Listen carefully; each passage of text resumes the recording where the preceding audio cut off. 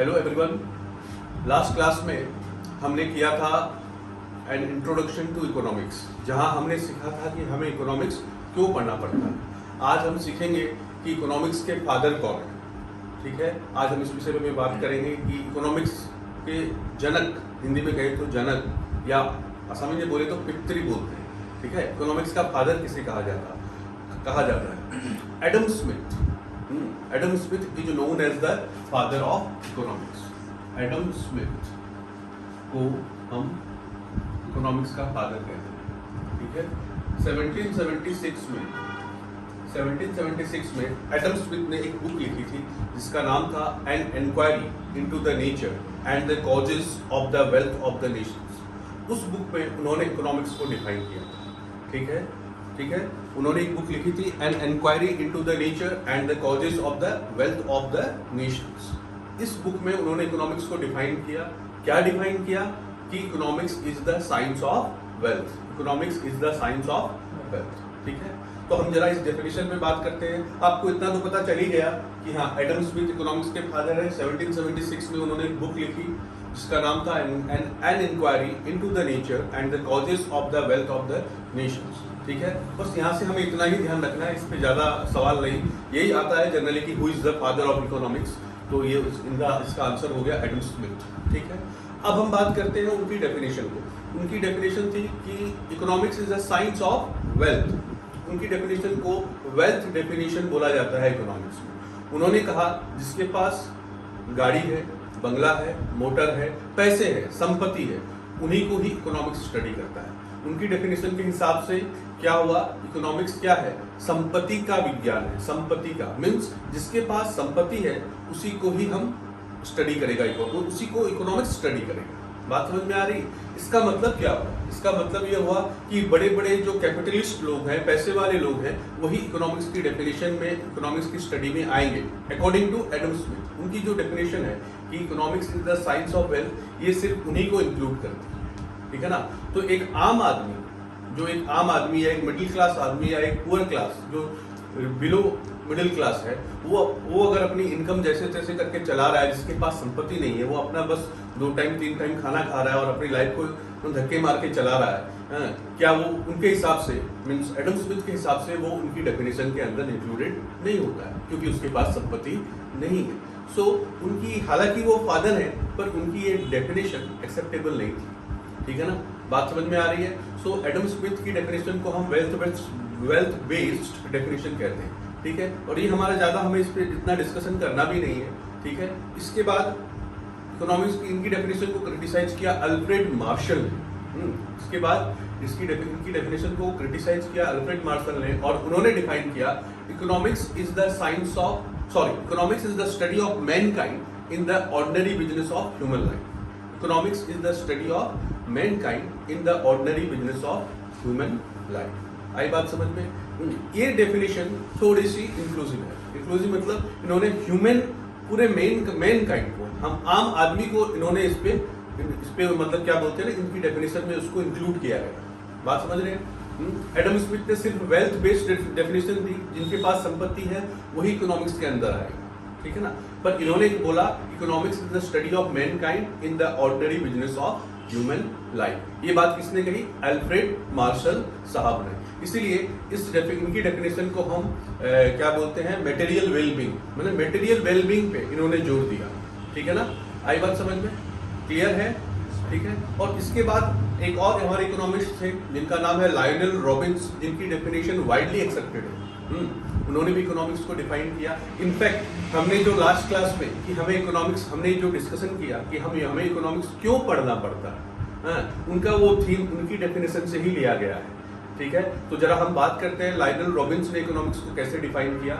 उन्होंने कहा कि economics is the science which studies human behaviour as a relationship between ends and scarce means which have alternative uses. बात समझ में आ रही है? तो जरा इनकी डेफिनेशन पे मैं थोड़ा सा आप पर प्रकाश डालूंगा। जैसे कि economics is the study of mankind in the ordinary business of human life. ये थी आपके अल्फ्रेड मार्शल की डेफिनेशन। और आपके हमारे क्या बोलते हैं, एडम स्मिथ ने कहा था economics is the science of wealth. And last में आए लायनल रॉबिन्स, इन्होंने बोला Economics is the science which studies human behavior as a relationship between ends and scarce means which have alternative uses. ये बात कही हमारे लायनल रॉबिन्स साहब ने, ठीक है। और इनकी डेफिनेशन की खास बात क्या है, इनकी डेफिनेशन में एक वर्ड आ रहा है एंड्स।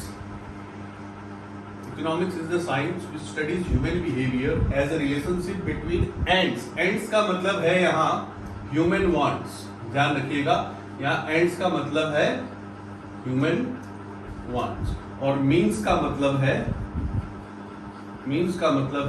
resources. Means का मतलब है resources, ठीक है।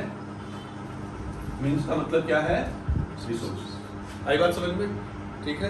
मैं फिर से एक बार डिफाइन कर रहा हूँ लायनल रॉबिन्सन की definition. Economics is the science which studies human behaviour as a relationship between ends. Ends का मतलब हो गया human want, ends and scarce means, means का मतलब हो गया resources which have alternative uses. और ये सेम बात हमने पहले क्लास में जो हमने इंट्रोडक्शन दिया था कि हमें इकोनॉमिक्स क्यों पढ़ना पड़ता है, हमने इस विषय पर बात की थी। हमने एक अली साहब का एग्जाम्पल लिया था जहां पर उनके पास 3 ऑप्शंस थे पर उनके पास पैसे सिर्फ कितने थे, ओनली 1000। सेम वही बात इनकी डेफिनेशन से निकल के आती है। पहली बात कि ह्यूमन वांट्स आर अनलिमिटेड, दूसरा रिसोर्सेज आर लिमिटेड, तीसरा रिसोर्सेज हैव अल्टरनेटिव यूजेस। आई बात समझ में। सो ये जो मेन थीम है इकोनॉमिक्स का कि हमें इकोनॉमिक्स क्यों पढ़ना पड़ता है, कि human wants are unlimited, resources are limited and resources have alternative uses, ये जो मेन कंसेप्ट है ये लायनल रॉबिन्स साहब की डेफिनेशन से ही निकल के आया है। बात समझ में आ रही है, ठीक है ना। और इस विषय पे हम ऑलरेडी चर्चा कर चुके हैं कि किस प्रकार हमें रिसोर्सेज को मैनेज करना पड़ता है और ये हमें इकोनॉमिक्स सिखाता है, ठीक है। तो हम इस विषय पे बहुत ज्यादा चर्चा नहीं करेंगे, ठीक है। एक कंसेप्ट हमारा यहाँ खत्म होता है, जो बेसिक कंसेप्ट था जो हमने लास्ट क्लास से शुरू किया था, आज जस्ट मैंने आपको यहाँ पे खत्म कर दिया, ठीक है। आई बात समझ में। है अपना अगला कंसेप्ट जिसका नाम है micro economics and macro economics, ठीक है। ये कंसेप्ट हमें जानना जरूरी है कि माइक्रो इकोनॉमिक्स क्या होता है और मैक्रो इकोनॉमिक्स क्या होता है। आपके क्लास 11 में या एचएस फर्स्ट ईयर हमारे आसाम बोर्ड की बात करूं तो माइक्रो इकोनॉमिक्स आपका 40 मार्क्स का है और स्टैटिस्टिक्स 40 मार्क्स का है और 20 मार्क्स आपके प्रैक्टिकल मार्क्स के, ठीक है, प्रोजेक्ट वगैरह के। एंड सिमिलरली क्लास 12 या एचएस सेकेंड ईयर में 40 मार्क्स हो गया आपका मैक्रो एंड आपका इंडियन इकोनॉमिक डेवलपमेंट हो गया 40 मार्क्स एंड वहां पर भी आपका 20 मार्क्स प्रोजेक्ट या प्रैक्टिकल कहूँ तो वो, ठीक है। तो आज फर्स्ट ईयर में आप लोग क्या कर रहे हैं, पहले माइक्रो इकोनॉमिक्स पढ़ रहे हैं, ठीक है ना। तो ये माइक्रो इकोनॉमिक्स होता क्या है, ये कहाँ से आया, हम माइक्रो और मैक्रो इकोनॉमिक्स ये का जो कंसेप्ट है उस पर आज हम बात कर लेते हैं, ठीक है। तो सबसे पहले हम लेते हैं माइक्रो इकोनॉमिक्स को। माइक्रो इकोनॉमिक्स, माइक्रो जो ये शब्द है ये आया है ग्रीक वर्ड माइक्रोस से, ग्रीक वर्ड माइक्रोस जिसका मतलब होता है स्मॉल, ठीक है ना। माइक्रो इकोनॉमिक्स जो शब्द है ये आया है ग्रीक वर्ड माइक्रोस, MIKROS, माइक्रोस जिसका मतलब है स्मॉल। एंड मैक्रो इकोनॉमिक्स जो शब्द आया है ये आया है ग्रीक वर्ड मैक्रोस जिसका मतलब है लार्ज, ठीक है ना। तो micro means small, macro means large, ठीक है। तो हम सबसे पहले माइक्रो इकोनॉमिक्स को समझने की कोशिश करते हैं। तो इसको अगर मैं समझाने जाऊं तो आपको एक, चलिए हम एक गांवलिया एग्जांपल लेते हैं जिससे हमें ये दोनों कंसेप्ट एक साथ एक ही बार में समझ में आए। ध्यान रखिएगा ये गांवलिया एग्जांपल है, इसको एग्जाम में मत लिख दीजिएगा, हाँ, वरना जो एग्जामिनर होगा वो जहर खा के मर जाएगा बेटे, ठीक है ना। जो कॉपी चेक करेगा बेटे वो 3 तले की बिल्डिंग से 3 बार कूद के मतलब जान दे देगा, ठीक है। तो ऐसी गलती मत कीजिएगा, ठीक है। ये सिर्फ एग्जाम्पल है।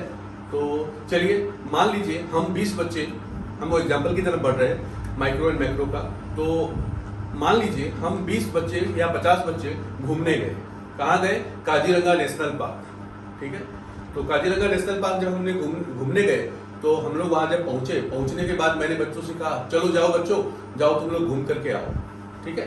तो बच्चे गए, मैं एक जगह बैठा हुआ हूँ और 4-5 घंटे बाद बच्चे घूम फिर के वापस मेरे पास आए खाना खाने के वक्त। सर अब हमें भूख लग गई, खाना खिलाओ।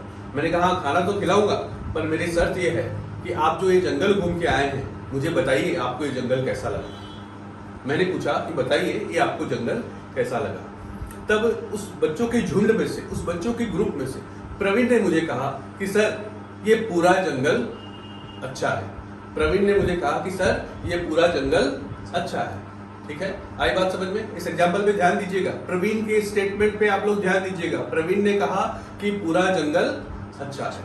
फिर मैंने अली साहब से पूछा, तो अली साहब ने एक पर्टिकुलर ट्री की तरफ पॉइंट आउट करते हुए कहा, अली साहब ने, अली के स्टेटमेंट पे भी आप ध्यान दीजिएगा, प्रवीण ने कहा कि पूरा जंगल अच्छा है, और अली ने क्या कहा, अली ने एक पर्टिकुलर ट्री की तरह पॉइंट आउट करके कहा कि सर जंगल का वो वाला पेड़ ज्यादा अच्छा है। आई बात समझ में? जंगल का वो वाला पेड़ ज्यादा अच्छा है। ठीक है, अब मैं यहाँ पे अगर कंसेप्ट को समअप करूं, कंक्लूड करूं इस गांवलिया कंसेप्ट को, तो जो प्रवीण जो पूरे जंगल की बात कर रहा था वो हो गया मैक्रो।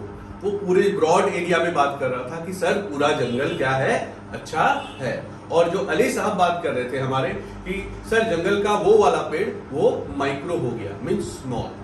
बात समझ में आ रही है? बात समझ में आ रही है? वो जो पर्टिकुलर पेड़ है जो हमारे अली साहब जो पॉइंट आउट कर रहे थे वो भी उस जंगल का ही पार्ट है। ध्यान रखिएगा, वो भी उस जंगल का ही पार्ट है, पर उस जंगल का एक सिर्फ छोटा सा या एक स्मॉल पार्ट है, इसलिए वो बन गया माइक्रो। और जो हमारे प्रवीण ने कहा वो हो गया मैक्रो, क्योंकि प्रवीण ने पूरे जंगल की बात कही थी, तो जंगल की बात जब हम कहें तो ब्रॉड टर्म हो गया, और ब्रॉड टर्म में वो बन गया मैक्रो इकोनॉमिक्स, मैक्रो। ठीक है, और जो पर्टिकुलर पेड़ की बात अली ने कही थी वो हो गया माइक्रो। बेटे ये था गांवलिया एग्जाम्पल, ताकि आप लोग को कंसेप्ट में समझा सकूं, इसे एग्जाम में मत लिख देना। ठीक है, अब मैं आता हूं इकोनॉमिक्स के पॉइंट ऑफ व्यू से। इकोनॉमिक्स के पॉइंट ऑफ व्यू से अगर माइक्रो इकोनॉमिक्स को अगर मैं डिफाइन करूं, तो माइक्रो इकोनॉमिक्स का वो ब्रांच है जो इंडिविजुअल यूनिट्स को स्टडी करता है। जैसे कि अगर मैं इसका आपको एग्जांपल दूं, like income of A firm, एक बिजनेस फर्म का income, savings of mister Ram, Ram की सेविंग कितनी है, राम कितने पैसे बचाता है, या एक बिजनेस फर्म कितने पैसे की सेल करता है। ठीक है ना, आई बात समझ में? ठीक है ना, बात समझ रहे हो? तो ये वाला फंडा है, मींस ये इंडिविजुअल लेवल पे स्टडी करता है, ये छोटे छोटे एरियाज को स्टडी करता है, like income of a firm, profit of a business firm, demand of a commodity, demand for a commodity, एक चीज की कमोडिटी की क्या दाम है, मान लो बाजार में आलू का क्या डिमांड है, तो सिर्फ ये आलू के बारे में स्टडी किया, शॉर्ट मींस स्मॉल टर्म्स। ठीक है ना, वो माइक्रो इकोनॉमिक्स है। लाइक और इसके एग्जांपल हो सकते हैं इंडिविजुअल इनकम, एक आदमी की इनकम कितनी है, वो भी एक आदमी की, हम पूरे ब्रॉड की बात नहीं कर रहे। बात समझ में आ रही है? So micro economics is that branch of economics which studies the individual units, जो हमारे इकोनॉमिक्स में, हमारी इकोनॉमी में जो इंडिविजुअल यूनिट्स हैं, उन यूनिट्स को इंडिविजुअली स्टडी करता है, स्मॉल लेवल पे स्टडी करता है।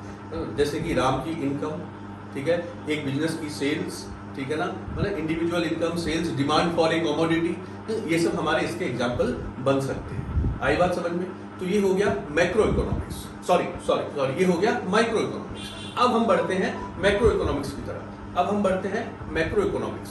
तो मैक्रो इकोनॉमिक्स क्या हो गया? हमने एग्जांपल लिया था, पूरे जंगल की बात हुई थी, वो इन टोटल में था, तो ये हमारा मैक्रो इकोनॉमिक्स भी टोटल में होगा। अब इसका डेफिनेशन क्या होगा, तो चलिए इसका डेफिनेशन देखते हैं। Macro economics is that branch of economics which studies the economy as a whole or in aggregates, जो इकोनॉमी को पूरी तरह टोटलिटी में स्टडी करता है। ठीक है ना, टोटलिटी में स्टडी करता है, ठीक है ना, वो इंडिविजुअल स्मॉल लेवल पे स्टडी नहीं करता, एक आदमी की बात नहीं करेगा, वो पूरे टोटल देश की बात करेगा। ठीक है ना, जैसे यहाँ माइक्रो में हमने एग्जांपल लिया इंडिविजुअल इनकम, तो मैक्रो में इसका एग्जांपल होगा नेशनल इनकम। बात समझ में आ रही? माइक्रो में क्या था, इंडिविजुअल इनकम, तो मैक्रो में होगा इसका एग्जांपल नेशनल इनकम। बात समझ में आई? बात समझ में आ रही है प्रवेश?